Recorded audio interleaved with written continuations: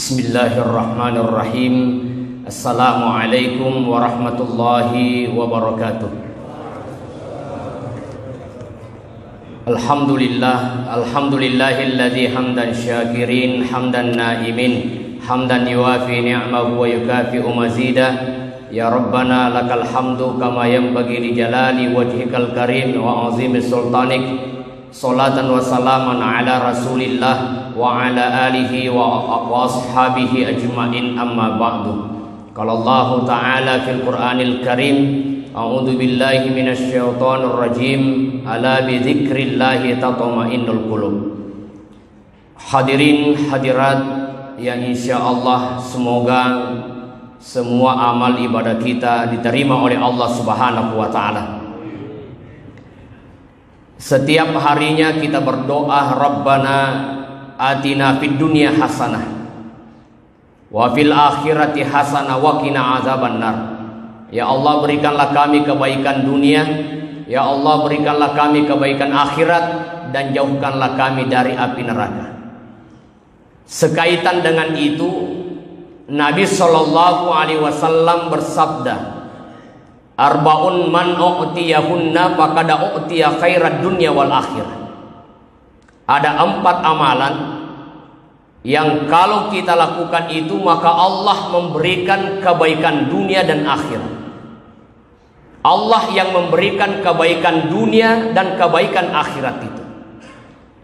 Yang pertama adalah lisanun zakirun. Jika memiliki lidah yang selalu berzikir kepada Allah, maka zikir setiap hari jangan dianggap enteng. Ketika melakukan kesalahan, astagfirullah. Ketika berjanji, insya Allah. Ketika melakukan sesuatu, bismillah. Selesai melakukan sesuatu, alhamdulillah. Zikir-zikir itu tidak boleh dianggap enteng. Di dalam kitab Irsyadul Ibad, ada seorang wanita yang setiap harinya apapun yang dia lakukan selalu baca bismillah. Mau makan bismillah, pakai kerudung bismillah, mau minum bismillah, pakai sandal bismillah. Karena dia yakini kullu amrin zibalin lam yubda bi bismillah fa huwa aqta. Setiap perbuatan yang tidak diawali dengan bismillah, maka itu terputus dari rahmat Allah. Sampai-sampai suaminya bosan mendengar itu. Ya, mentang-mentang ibu majelis taklim, apa-apa yang dilakukan bismillah, bismillah. Saya bosan mendengar itu. Ya. Ini bukti bahwa suaminya ini bukan dari Sorong. Ya, betul apa tidak? Kalau suami-suami dari kota Sorong ini malah senang kalau istrinya baca bismillah. Akhirnya dia berusaha bagaimana saya bisa membunuh istri saya ini. Lalu dia cari cara.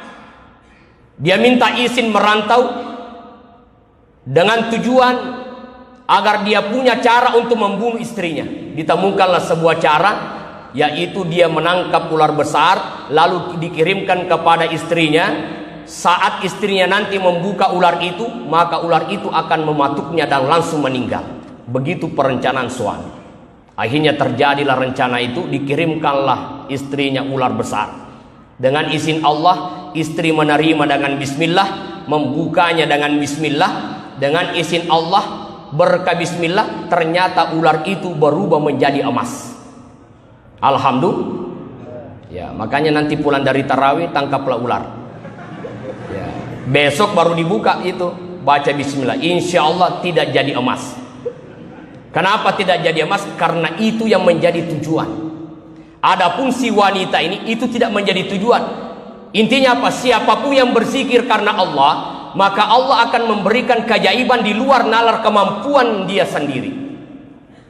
Kenapa Bapak Ibu? Karena yang namanya kesenangan orang bisa beli dengan uang, tetapi ketenangan tidak bisa dibeli dengan uang. Karena ketenangan itu hanyalah milik orang-orang yang berzikir kepada Allah. Sesuai dengan firman-Nya, ala bizikrillahi tatma'innul qulub. Hanya dengan berzikir kepadanya hati ini akan tenang. Sampai-sampai Fatimah Az-Zahra putri Rasulullah berkata, wahai ayah, katakanlah kepada menantumu Ali bin Abi Thalib agar dia memberikan aku pembantu. Coba lihat tangan saya melepuh, tangan saya kasar karena saya memasak, saya mencuci, saya mengerjakan segalanya. Berikanlah aku pembantu dan sampaikan kepada menantumu. Ya tentu selaku ayah yang mendengar ini pasti sedih melihat anaknya seperti itu. Tetapi ayah yang baik tidaklah langsung menuruti anaknya. Tapi dia katakan, wahai anakku, siapa seorang wanita yang bekerja pada suaminya dan memberikan yang terbaik untuk suami dan anak-anaknya, itu adalah ladang pahala. Cukup aku berikan zikir kepadamu yang kau baca agar Allah memudahkan pekerjaanmu. Diajarkanlah zikir subhanallah 33, alhamdulillah 33, Allahu akbar 33 kali. Itu bukan hanya dibaca pada saat selesai sholat. Ternyata Fatimah membacanya setiap dia melakukan pekerjaan di rumah tangganya. Dengan izin Allah, penggilingan yang dia sendiri dengan tangannya, tetapi selama ia mengamalkan zikir itu, dengan izin Allah penggilingan itu berputar dengan sendirinya. Maka ibu-ibu kalau lagi memasak, lagi mencuci, baca subhanallah daripada manoko-noko. Ya, tapi insya Allah kalau di Sorong tidak ada ibu-ibu yang manoko-noko, betul apa tidak? Oh, magafi. Iya. Hadirin yang dimuliakan oleh Allah, itu zikir. Berjanji jangan lupa insya Allah. Ada seseorang yang ingin berangkat ke pasar, ketemu dengan temannya di jalan. Wahai sahabatku, mau kemana? Saya mau ke pasar beli baju. Kenapa tidak mengatakan insya Allah saya mau ke pasar beli baju? Dia katakan, buat apa baca insya Allah? Uang ada di dompet, baju ada di pasar. Tinggal saya datang beli, selesai. Buat apa insya Allah? Setelah pulang dari pasar, ketemu lagi dengan temannya. Temannya bertanya, wahai sahabatku, mana baju yang dibeli? Insya Allah uang saya hilang. Itu namanya terlambat insya Allah. Karenanya dari dompetmu dengan pasar kau tempat membeli baju, itu masih ada cara Allah yang bisa di luar kemampuan manusia. Itulah pentingnya insya Allah. Karena hanya Allah yang mampu menguasai keadaan. Ahmad bin Hambal, seorang ulama besar mazhab Hambali. Di suatu malam dia gelisah. Entah kenapa ada perasaan gelisah. Dia keluar rumahnya malam itu. Dia menuju ke masjid untuk tinggal menenangkan dirinya. Tetapi oleh pengurus masjid, Imam Ahmad diusir.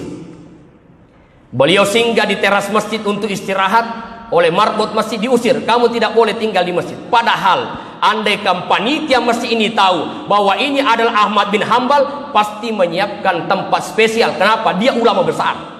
Diusir, jangan bermalam di masjid. Akhirnya dia berjalan, ketemu dengan seseorang. Wahai Tuan, hendak kemana? Kata Ahmad bin Hambal, saya tidak tahu mau kemana. Yang jelas malam ini hatiku gelisah gundah gulana. Kalau begitu Tuan, kita istirahat saja di rumah saya. Baik. Berjalanlah mereka berdua ke rumah orang tersebut. Ahmad bin Hambal memperhatikan orang ini sambil dia berjalan, mulutnya komat kamit.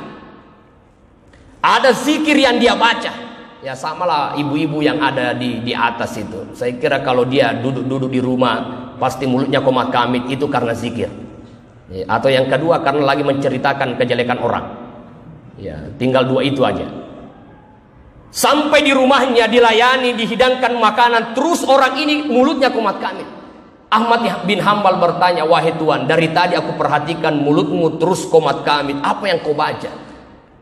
Dia mengatakan, saya membaca istighfar, astagfirullahalazim, astagfirullahalazim, astagfirullahalazim. Ahmad bin Hambal bertanya, apa yang Allah berikan selama engkau mengamalkan istighfar itu? Dia berkata, sejak aku amalkan istighfar, maka seluruh permintaan saya dikabulkan oleh Allah Subhanahu wa ta'ala.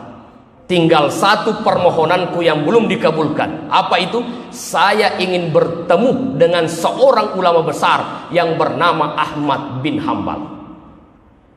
Ahmad bin Hambal langsung memeluk orang tersebut. Istighfar mula yang telah memenjara hatiku sehingga gelisah.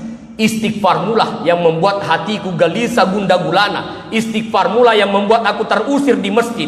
Istighfar mula yang mempertemukan aku dengan kamu. Akulah Ahmad bin Hambal. Begitulah istighfar. Maka kalau bapak ibu lagi menunggu pembeli, astagfirullah, astagfirullah, astagfirullah. Demikian pula kisahnya Hasan al-Basri. Ketika ada orang yang bertanya, wahai imam, saya telah lama bekerja tetapi penghasilan saya masih kurang. Apa yang bisa aku amalkan agar Allah menambah rezeki? Perbanyak istighfar. Datang lagi orang kedua, wahai imam, saya telah lama menikah belum punya anak. Apa yang bisa aku amalkan agar Allah memberikan anak? Perbanyak istighfar.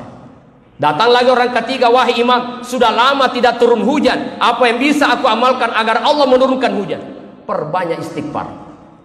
Pulang orang ini, datang muridnya, wahai Tuhan, apa tidak salah jawabanmu itu? 3 pertanyaan yang berbeda, jawabanmu cuma 1, istighfar. Dia menjawab, saya menjawab ketiga pertanyaan itu sesuai dengan firman Allah, faqultu astaghfiru rabbakum innahu kana ghaffara. Memohon ampunlah kepada Allah, perbanyaklah istighfar. Innahu kana ghaffara, Allah Maha Pengampun. Yursilis samaa alaikum midarara wa yumdidkum bi amwalin wa banin. Kalaulah ampunan Allah sudah ada pada diri kita, istighfar selalu kita lakukan. Yursilis samaa alaikum midarara, Allah akan menurunkan hujan yang lebat dan berkah.